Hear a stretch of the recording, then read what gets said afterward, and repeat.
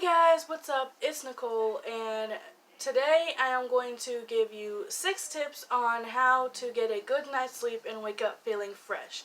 Now, hopefully you've seen part 1. I'm going to put the link for that down below if you have not.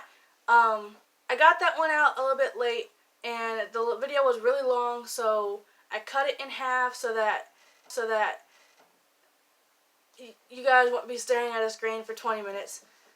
If you're new to this channel, hit the like button, subscribe, and click the notification bell so that you're notified every single time I upload a new video. Let's just get started. So, tip number 1. I know people like to drink coffee all day, especially after they just got done with an all-nighter or they got less than 4 hours of sleep. They just drink coffee to get that energy in, and that's fine. But after a certain amount of time, like after 2 p.m., it starts to mess with your internal clock, and you do not want that because you're going to find yourself lying awake in bed at night, and when you finally get to sleep, you're going to find yourself waking up feeling groggy, irritated, and you're going to snap at the people closest to you. So try to avoid drinking caffeine at any time after 2 p.m. Tip number 2. Avoid eating a large meal before you go to sleep.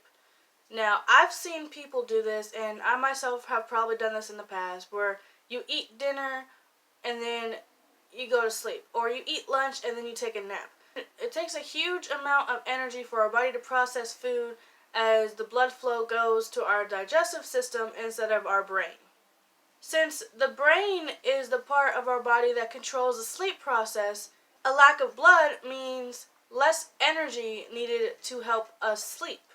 Eating a large meal before bedtime and then lying down can also trigger heartburn, acid reflux, and even make you choke during your sleep. So you don't want to do that. Avoid eating large meals if you have to before going to bed. Or if that's something you do every night for some reason, maybe eat dinner earlier in the evening instead. But you should try and avoid eating large meals altogether right before bedtime.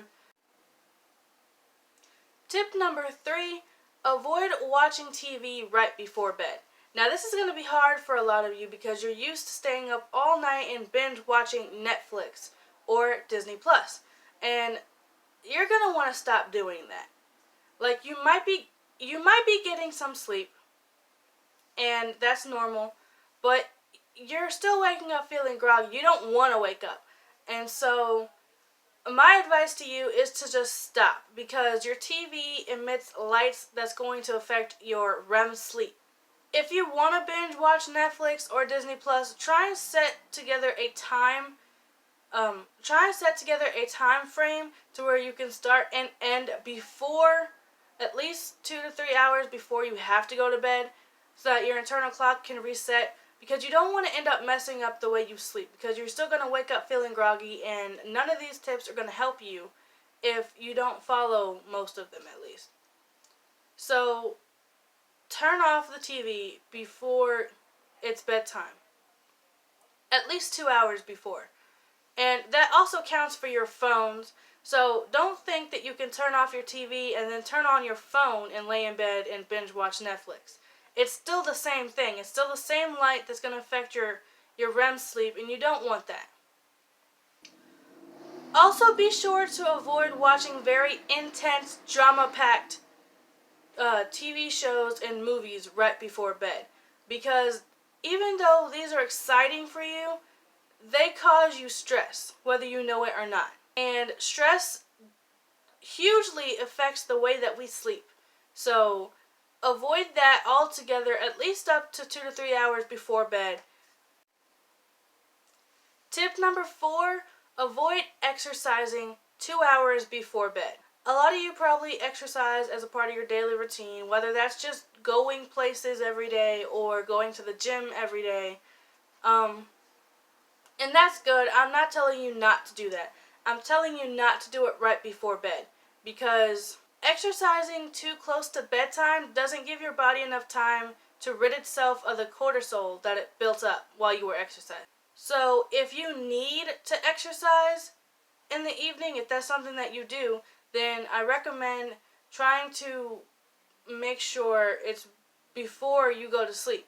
Another reason why it's important not to exercise before going to bed is because our bodies need to fuel up after being after. Another reason not to exercise right before bed is because another reason not to exercise right before climbing into bed is because our bodies need to be refueled. If we exercise close to bedtime, it gives reason that we would also eat close to bedtime. And yes, it is possible for you to just skip a meal after exercising and just go straight to bed. But then you run the risk of waking yourself up in the middle of the night because you're hungry. And that's just going to make it even more harder for you to get to sleep the next day. So don't exercise before bed at all. At least give yourself 2 hours. Tip number 5, don't hit that snooze button. Now, I've talked about hitting the snooze button all throughout this video and probably in the first video as well. And it's highly important because when you hit that snooze button, your body doesn't think that it's important anymore. And after doing it for a certain amount of time, you will sleep straight through that alarm. And you don't want to do that because maybe you have an important meeting or an important thing at school. You can't miss it. And you sleep through that alarm, you're going to end up having a really bad day. So I recommend you don't hit the snooze button. And it's one thing to say it and do it. So if you hit the snooze button a lot, remove your phone from your bed. Now, a lot of people sleep with their phone right next to their bed or in their bed. Don't do that if you're known to hit the snooze button. Put it on a chair in your room or a dresser, somewhere in your room. But if you can't trust yourself to get up, hit the snooze button, and go back to bed, remove your phone from your room altogether. Maybe put it in your kitchen or your living room, somewhere far away from where you can just get up and go back to sleep. Because if you have to get up and be exposed to light on your way to getting your phone, your body is going to start producing less melatonin and it's going to wake up because it's going to know that it's time to wake up. So I highly recommend, if you're known to hit the snooze button, move your phone out of the room if you can't trust yourself. Invest in an alarm clock. Now, these things are pretty cheap. You could find one at a store probably near you or on Amazon if that's your kind of thing. They're very cheap. Invest in one. Put it in your room. Remove your phone. And you'll wake up feeling a lot better. Really, you will. That's all that I have for you guys today on this matter. If you want another video like this in the future, let me know down in the comments below. Expect to see my trailer reaction to Ghostbusters Afterlife a few hours from now. If you guys have any videos that you think I should react to or any kind of video that you want me to make, also let me know down in the comments below. Don't forget to hit the like button, subscribe, and share this video to help your friends. Everyone needs a good night's sleep, and I really want to help people get that. So share this with your friends and your family, and I will see you guys in my next video.